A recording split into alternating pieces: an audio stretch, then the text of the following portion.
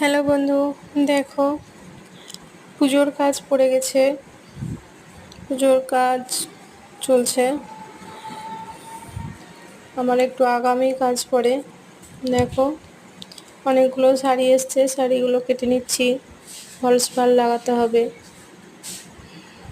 তার জন্য, এবং ব্লাউজ পিসগুলো লাইনে আনতে দিতে হবে তার জন্য।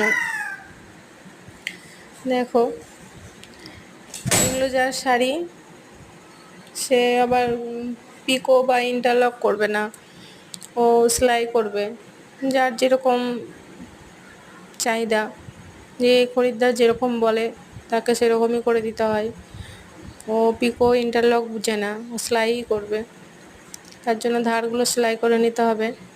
আর এই শাড়িগুলো ইন্টারলক করতে হবে। আমার কাছে পিকো মেশিনটা নেই, পিকো মেশিনটা কেনা হয়নি, ইন্টারলক মেশিনটা কেনা হয়েছে।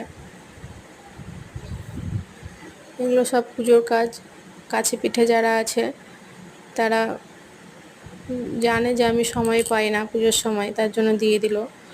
আবার পুজোর সময় যেগুলো নেবে সেগুলো দিবে, কিন্তু আগাম দিয়ে রাখলো যদি না পারি, তার জন্য। আজকের মতো এতটুকুই। বাই। পরের ব্লগে আবার দেখা হবে।